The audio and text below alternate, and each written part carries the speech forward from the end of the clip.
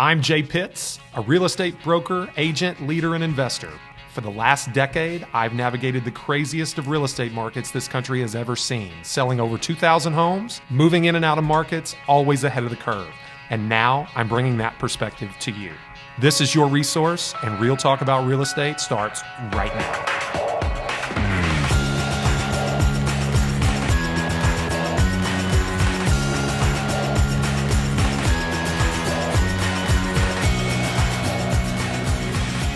Hey everybody, welcome back to Resource, Real Talk About Louisville Real Estate. I'm Gabe Pruitt, and today I'm joined by a guest host, Luke Andrews. What's up, everybody? I think, Luke, this is your first time on Resource, guest or host. You are 100% correct. But today, Jay was not feeling too well, so Luke was kind enough to step in. Luke, I appreciate it. And our guest today is Tyler Chesser, the president and founder of the Chesser Companies, a real estate investor, a broker, owner of commercial real estate practice. Tyler, thanks for being here. Absolutely. It's my pleasure, and I really appreciate you having me on. And hopefully Jay feels better, man. He was calling me. He's got some issues today, but it's great to be with both of you guys and everybody who's watching and listening. Yeah, for sure. So, Tyler, why don't you give us just a little brief intro to kind of who you are and what your world of real estate looks like? Sure. Yeah, and it's funny because we were having a quick chat before we went live here, and it's like, well, I try to be dynamic. I do a lot of different things, and we do commercial real estate brokerage within my company. We also do real estate investment. In fact, we focus on multifamily apartment complexes for investment. We do a lot of that on the brokerage side as well. But we also broker, retail properties, office deals, industrial, land, you name it, sort of across the board there. We're very active in Kentucky and Indiana, and we work with investors all over the country as well as internationally. In fact, we closed a deal last week with a group out of China as well as Singapore. So we're very active, and we do that. And also I host a podcast called Elevate Podcast, which is about personal development and real estate investment. And, because I'm super passionate about personal development, of course, as well as real estate. And real estate for me is like a practical solution towards getting what you want in your life. Yeah. And the only way I've been able to be successful in real estate is just by developing my own skills, my own talents, and developing my network and all these different things. So that's what we talk about in Elevate, and also coach real estate investors all over the country as well. So yeah, like you said, a little bit of everything. Yeah, a lot of different things. Yep. Well, yeah, we'll definitely drop a link to Elevate in the notes right after we wrap up today, so you guys can find it. But Luke, you'll agree, we've talked a lot on this show about personal residential real estate investing, and commercial investing is kind of a new angle for us. Absolutely, Gabe. And Tyler, I'll probably just kick it off if you just want to talk a little bit.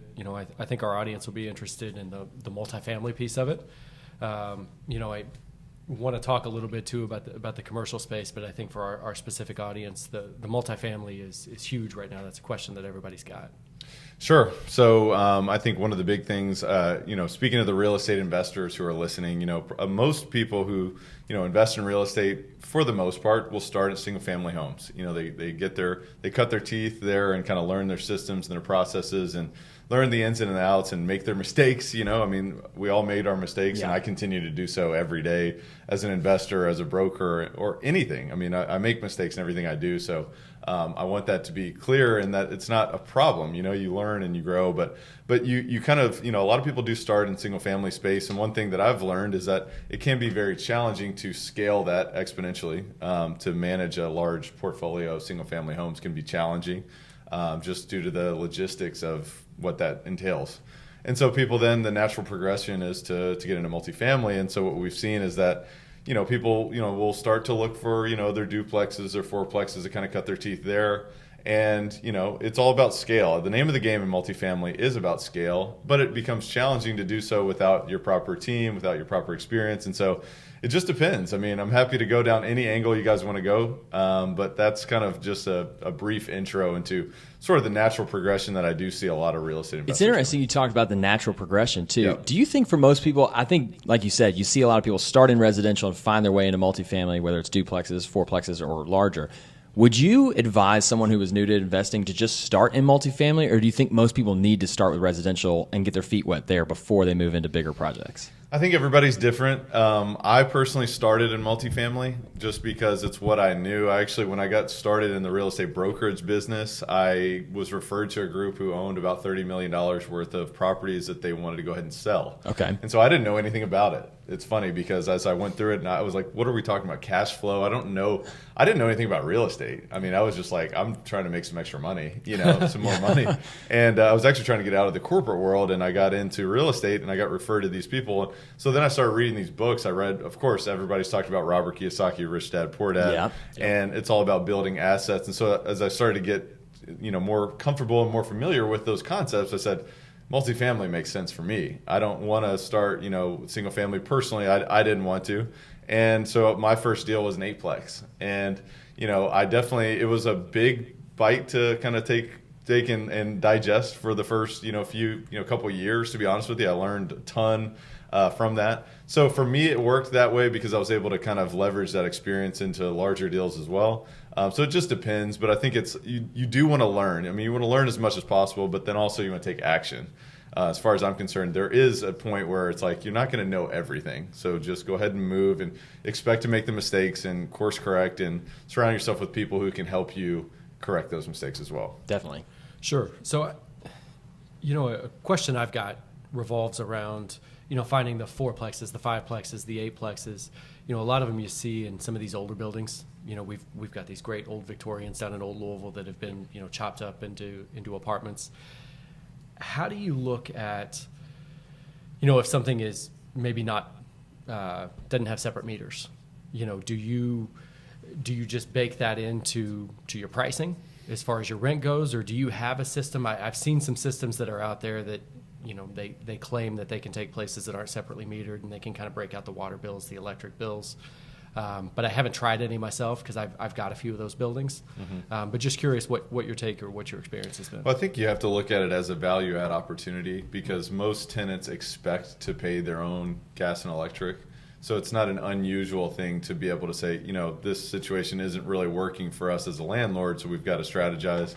So what are those solutions? There certainly are, sub-metering sort of services that are out there. Definitely for water is a big deal. It's called ratio utility billing services. And its short acronym is RUBS. And so you can do that for water where you go through and you do sort of sub-meters on each of the units wherever they're accessing their water. And so then you can bill back, for water. Or you can do flat fees. Some of the less sophisticated way to do it is to say, hey, your rent is, call it $750 a month. And then we're going to bill back $25 a month for water and sewer, and then we're also going to do $25 or $50 for gas and electric if you don't have a sub-meter. So there's a few different sort of sophisticated and unsophisticated ways to do it. If you want to add permanent value to the asset and say, look, here's what we did, and we're actually raising our value, and perhaps we're going to be doing a 1031 exchange into another deal, at that point you can invest in actually installing additional meters into the property, which depending on the asset can be extremely expensive and involved, or it could be a fairly simple process. I think for the most part it is quite an investment to do that, so there are some other options out there. So I've had several investors who have asked about some of the larger deals, and they'd like to stay here local if at all possible, but sometimes I find it's hard to find, outside of a 4 or a 5-plex. I mean, if you really want to jump to 16, 32, 64, something like that, where are you finding deals like that?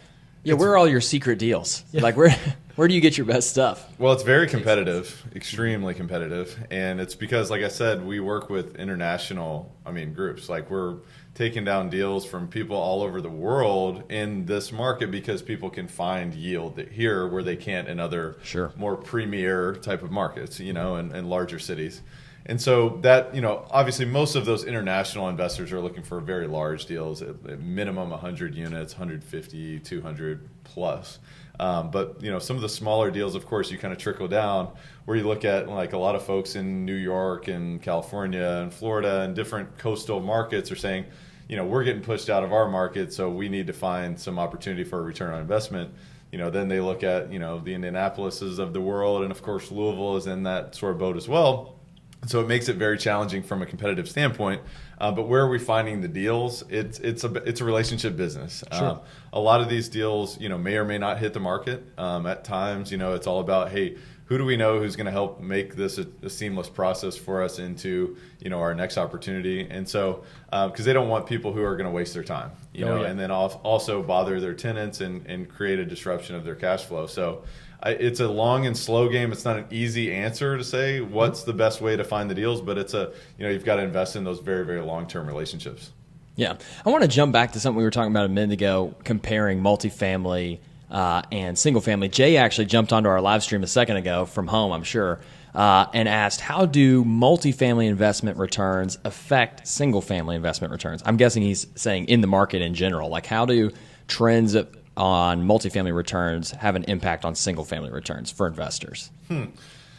I don't know. I mean, I think the biggest thing is that, all markets are tied together, whether it's real estate or whether it's a different financial market. In my opinion, I think maybe that's the bigger answer to the question. But as far as how do they impact single family returns, I mean, for the most part, look, unless you're talking about a 2 to 4 unit property, those are going to be valued perhaps on comparable sales price per square foot. Anything above that is going to be priced on the NOI, the risk of the property, the cap rate that's associated with the risk of that asset. So you're not seeing the same factors factoring into what you're going to charge for rent each month? Not necessarily. I mean, you definitely will use that as a rent comp to make sure that you're, using your appropriate, analysis for how you're operating the asset, which then does implicate, the value in the future, in terms of the cash flow that it generates. But really, that's the biggest thing. And then also, I mean, neighborhoods are certainly, depends on if values of homes are continuing to rise in a certain area, then the value of your multifamily asset is going to do the same because it's going to be seen as less risky,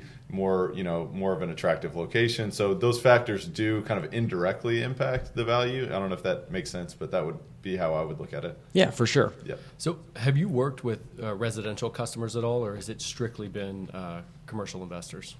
Yeah, so everybody that we work with is investors. We do work with some commercial occupants for office space and retail. But for the most part, I mean, we do investment sales, whether it's multifamily or any of the other asset classes. But I have worked with residential customers in the past. For us to be very hyper-focused, it makes most sense for us to work with commercial investors at this point. Well, and I ask because I know a big chunk of our audience are agents who probably work a lot with residential customers who would like to get they've got a few high net worth residential customers who are looking to buy some investment properties, and they're just taking a look to see how is the process different. Is taking somebody out and showing them 15, 20 houses and helping them figure out what's going to be their family home versus taking an investor out to figure out what's going to be their next investment, funding their nest egg. So yeah, I think the biggest thing is learning about outcomes, identifying what are the outcomes that this investor is seeking. Of course, everybody wants to make the greatest return on investment they can possibly make.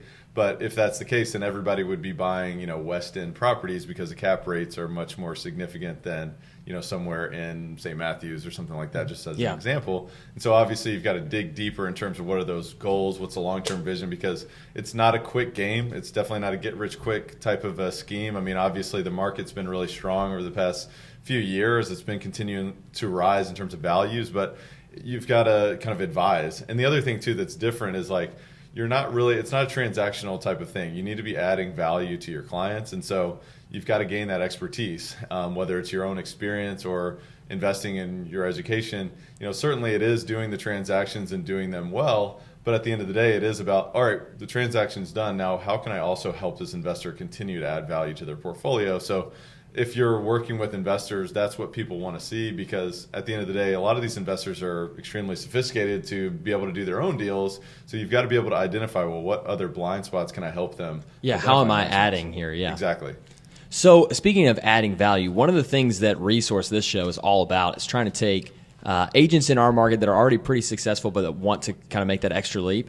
What would you say to the agent, not necessarily a brand new agent, but maybe an agent who's done primarily residential sales up to this point, and maybe their business is pretty investor heavy at where they're at, and they're thinking about breaking into commercial real estate, or maybe like making the full leap to go into commercial out of residential? I know your story is not exactly like that. You were kind of head first into the commercial world, but what would your advice be to somebody that wants to maybe transition from residential sales to more commercial sales like what you're doing? I think the first thing I would do is try to find a mentor, because it's, it can be kind of a small knit community, and it's very relational. Okay. Whether it's on the broker side or on the investor side and owner side, it's very relational. So it's not like, hey, most of the deals are just open to the public and they're kind of, certainly many deals are marketed. But I think the biggest thing is to start with, identifying who can be your mentor and start building those relationships. I do think it's kind of that slow and steady thing. You probably won't just jump in face first, day one and find a ton of success with that, but you kind of build over time and show people that you're somebody, who's sticking around and you're somebody who's to be respected. Yeah, that makes a lot of sense. So do you feel that, a lot of people in your position who work primarily on the commercial side or on the multifamily side are willing to be that mentor for somebody trying to get in there? I mean, looking at it as, before I owned investment properties of my own, thinking about it as just a young new agent wanting to do that, worried that, I can't ask one of these guys in my own market who's basically a competitor, will you want to mentor me here? Because I looked at it as just a zero-sum game. If I buy a great investment, that's one less that you get to buy, or one less you get to sell to one of your clients. So it's a great question. One thing that I've heard recently that really stuck with me is there's two ways to really add value to someone else and to really kind of find a mentor or somebody to help advise you and build a path for you. And it's either to seek to serve or pay to play, right? People offer coaching services and things like that. I do that as well, for real estate investors as well as people who are looking to break into the space. So that's one way. But also seeking to serve, what can you do to help this person, in a different way? If they're going to be giving you some resources or information or sort of wisdom and share wisdom with you, what can you do to help them? What are they deficient in right now? Are they short on time? What can you do to kind of help them leverage their time? So sort of adding value, I think, is key. But it is also showing that you're somebody who's not just picking the brain. You get this question all the time. It's like, hey, can I pick your brain? It's like, yes, of course, because I'm a generous person. I'm happy to share. I do podcasts all the time. I want to share information, but show me that you're adding value, that you're actually taking action yourself. That also goes a long way, and playing the long game, I think, is really important. Yeah. Great. So when you think about maybe like scale down just a little bit from what you're doing right now, not huge international investors, but what do you think? We talk about the correlation in markets between, let's say like apartment investors and single family home investors. In a lot of cases, depending on the price range, I feel like these investors might be competing for the same tenants. Like there's some, if you're in the right price point, the same tenants that might consider a 2-bed, 1-bath apartment might be looking at some of the houses that are for sale in a similar price range. What do you think that apartment investors and single-family investors need to be doing to be competitive when they're going after the same pool of potential tenants? It's a tough question, because I also want to just backtrack a little bit, and I do think that it is a limiting belief to think that it's a zero-sum game in some ways, because I think the larger the pie continues to grow, the more there is for everyone to share and to prosper. So that's one thing, just kind of conceptually, that I think is a mindset shift that I think is really important, because a lot of people ask about, like, wow, we have so many newly developed apartment complexes in Louisville, and they say, how are we filling these things up? Yeah. And the fact of the matter is we're filling them up rapidly, and we've had tens of thousands of units over the past few years developed, and we're still at a 7% vacancy rate, which is the overall average for our market. And so I think just do the best that you can to attract the tenants. What are the tenant tastes? One of the things with larger apartment complexes is tenants like the amenities that are included. And so obviously you can't replicate that in a smaller deal. So what can you do to sort of bring that deficiency up in a different way?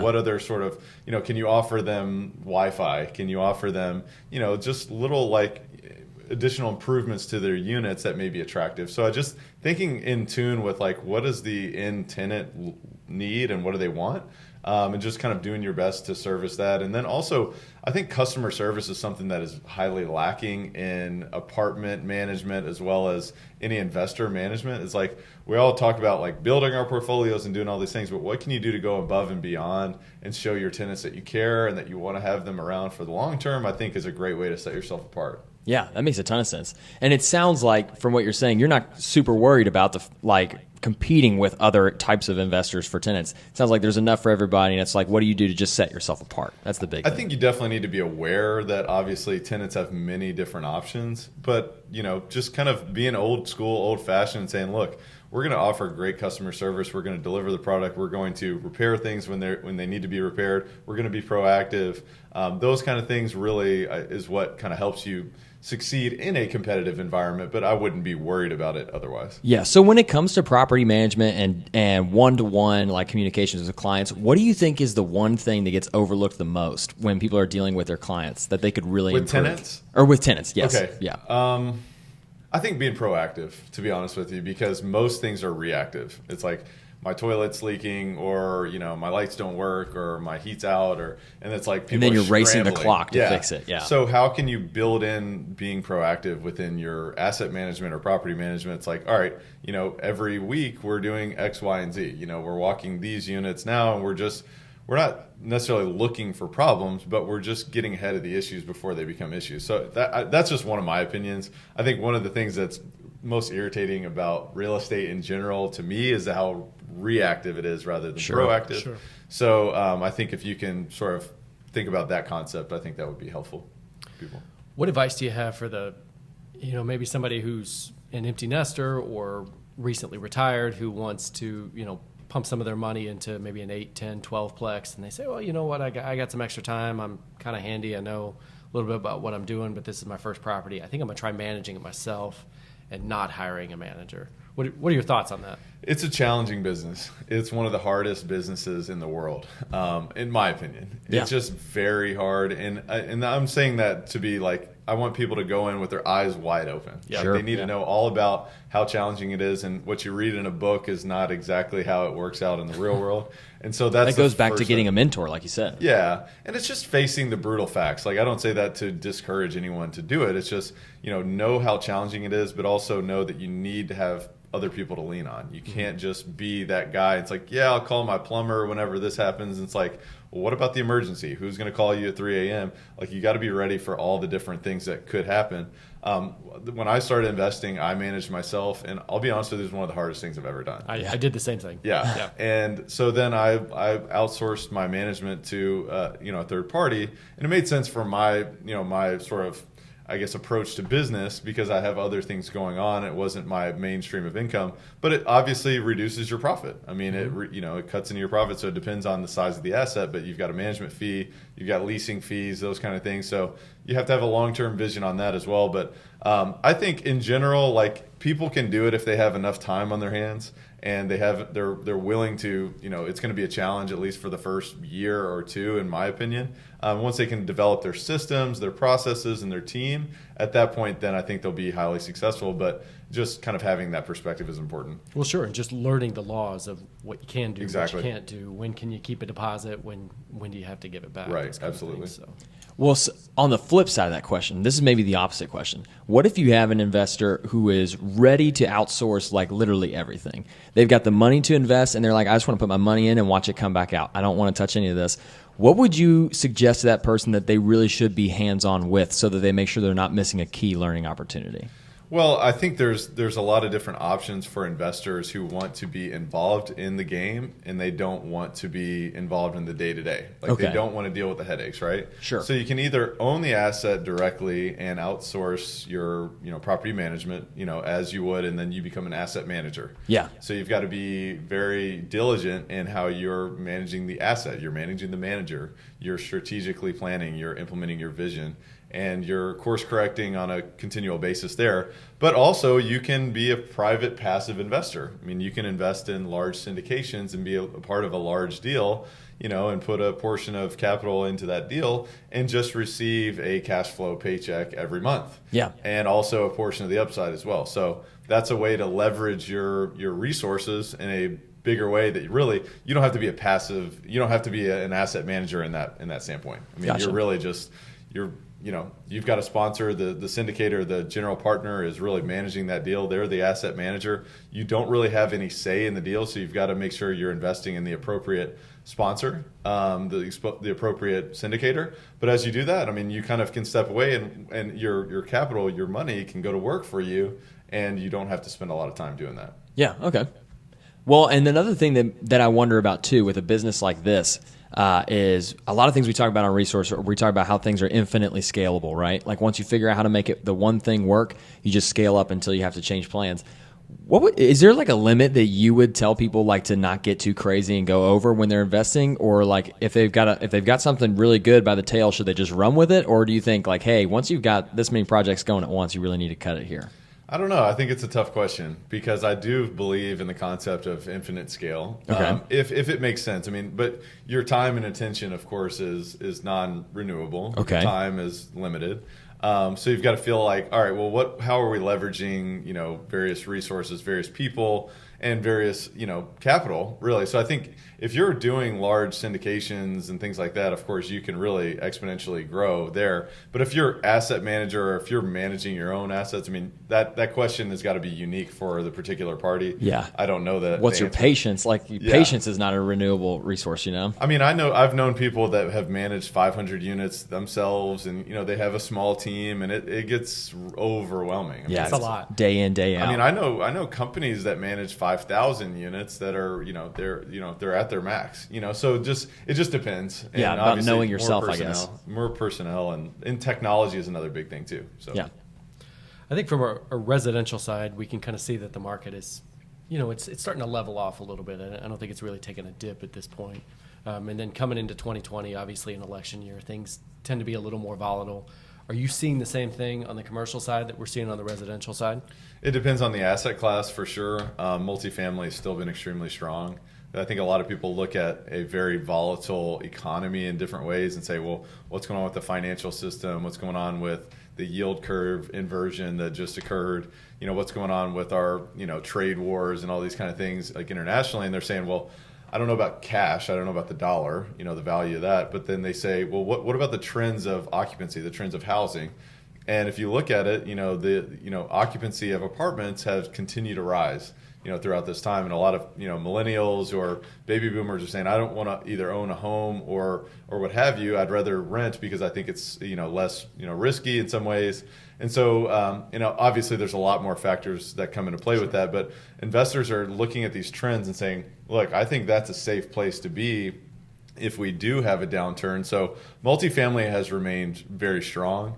And obviously people, are being cautious in terms of what that all looks like. But interest rates continue to be reduced on an ongoing basis over the past 12 months, has also increased the spread of return that people can return and the leverage that they're able to achieve through that investment. So that's continued to raise the value of multifamily. But in terms of like retail and office, it totally depends on like the location of that asset, the tenant of that asset, because like Amazon and other online e-commerce businesses are certainly disrupting retail. So people see that as a higher risk asset, which then increases the cap rates and all that kind of stuff, which decreases the value. So those are some of the factors that are at play. So speaking of that, I mean, if you could just expand just a little bit on, what you're seeing in terms of trends of retail space versus like warehouse space, for instance. I mean, I see warehouses going up all over the place because e-commerce is massive. Absolutely. Right now. Are you struggling getting retail spaces rented? And then do you work on the warehouse side as well? So I don't do a lot of industrial myself, but we are in a top 10 market in the country when it comes to industrial just because of our geographic location. Most of our job growth in Louisville is to logistics and manufacturing, and we've invested a lot there.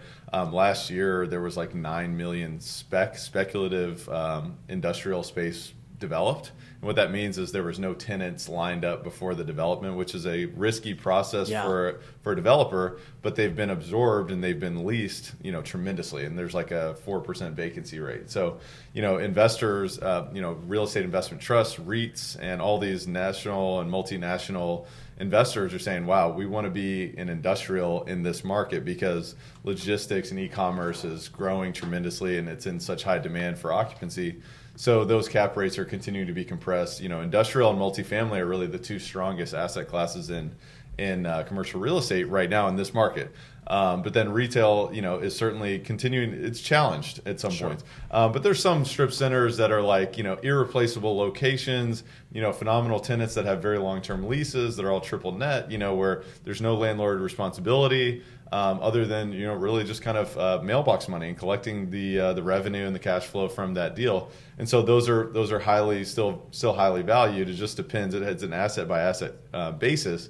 But I think it is really interesting what's happening because I was in Minneapolis for a conference a couple of weeks ago, and their industrial market is strong, but their cap rates are like 8% versus here they're 5%. Sure. And so it's very interesting because we're a different market when it comes to that type of asset because of where we're geographically. We can service 70% of the United States within a day's drive, of this location. So trucks can go to and fro, from all of the industrial assets. So I think it's really interesting. That's really cool. This is interesting for me to hear too, as someone who has no commercial real estate knowledge whatsoever, because there's so many factors that you really have to be tuned into from what's happening internationally, what's happening in the world of business, and things that it's good to know about in residential real estate, but then maybe you think, this is so high level, it's not going to affect how much my St. Matthews, 3-bed, 2-bath sells for. But when you're selling commercial, this is the day in, day out stuff you've got to be tuned into. Yeah, and I think ultimately it does come down to sort of impact everything, whether it's residential or otherwise. But I think perhaps it's just more on kind of top of mind because that's the discussion. It's all about risk. Real estate or commercial real estate is all about, what's the risk of the asset? What's the potential upside of taking that risk?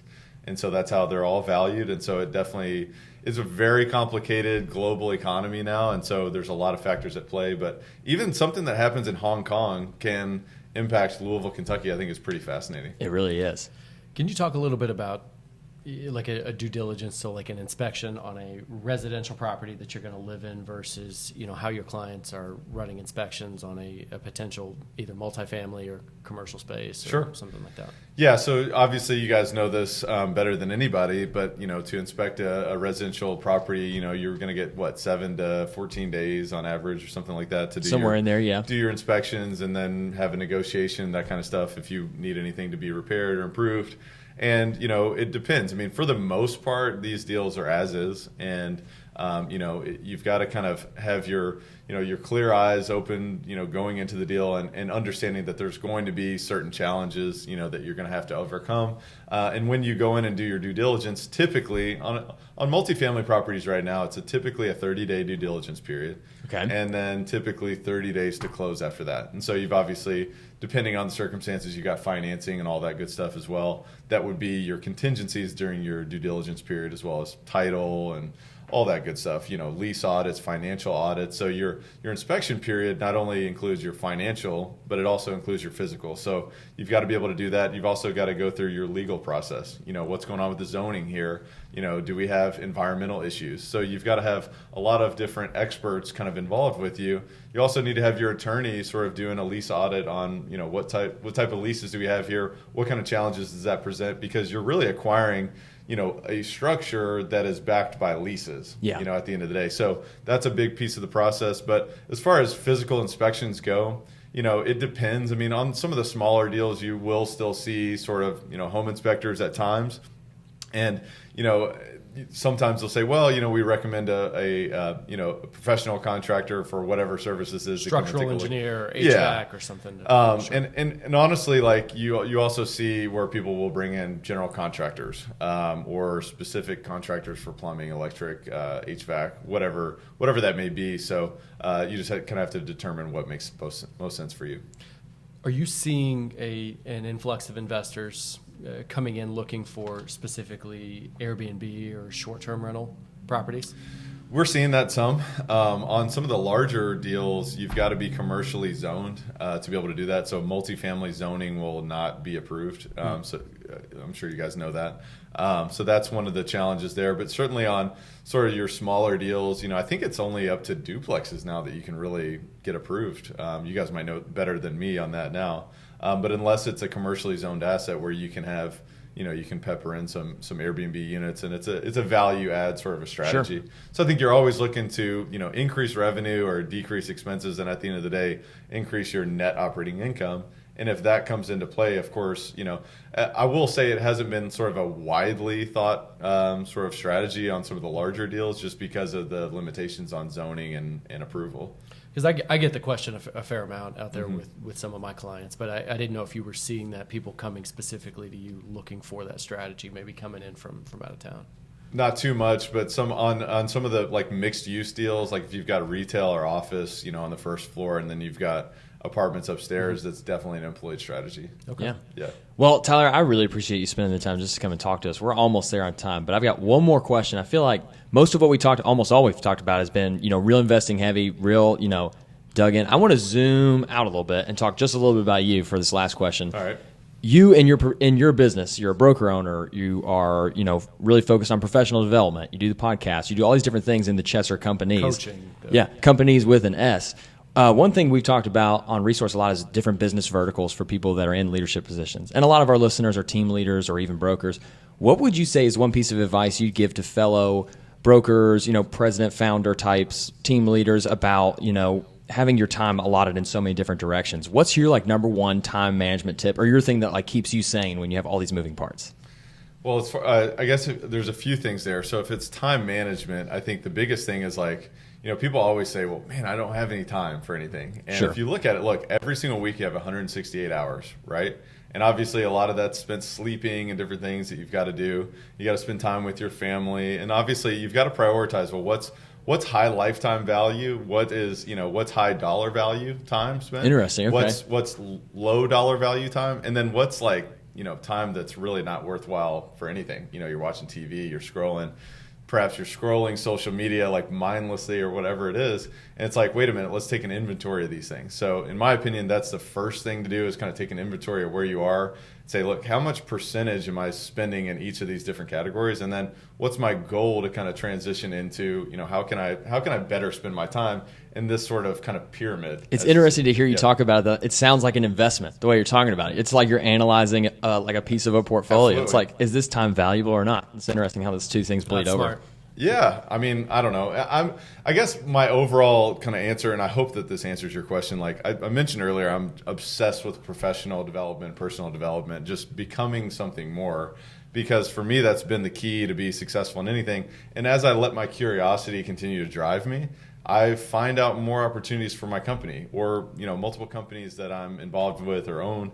And so each and every time I learn something more, I'm able to kind of bring some innovation from one thought process into the real estate business and say, what, this, I may have learned this from Steve Jobs or whoever, but this can be applied here. It says practical applications. Yeah. Yeah. So I think that's the thing with innovation is you don't have to just learn, just real estate, stuff to be able to, kind of grow your business and to become more vertically integrated, as you said. And so we try to focus on real estate as that vehicle towards, creating a great life, because that's what it is. I think a lot of people get really caught up in, hey, how can I be successful in real estate? And that's great. But you also have to remember the outcome is to create, in my opinion, my mission statement for my company is to elevate to a life without limits. And that's why my podcast is called Elevate, is because millions of people tolerate their life. Millions of people just plug it in. They're they do the 9-to-5 thing, and not 5:01, you better believe they're out the door. And Friday comes and they're thankful, but then they're also dreading Monday. And I'm like, man, there's a better life out there. So if you can invest in real estate, if you can do it the right way, you can also become more as a person, develop other people, give back to other people. I think at that point, then you can really kind of bring out your greatest talents and your greatest capacities and have fun and live a great life. Man, I love it. That's great. Well, if you're listening to this, if you're watching live and you're listening right now, feel free to send a message or drop your questions here for Tyler. We'll make sure we get those answered. If you're listening to this later on the podcast, we're going to have links in the description to the Elevate podcast where you can hear similar content, especially if you're someone like Tyler who's really committed to professional and personal development. Make sure to subscribe. We'll be back next week at the same time on Wednesday. Luke, any closing thoughts, anything? No, obviously, I think I'll be here next week as well, but Yeah. I'm not Jay Pitts.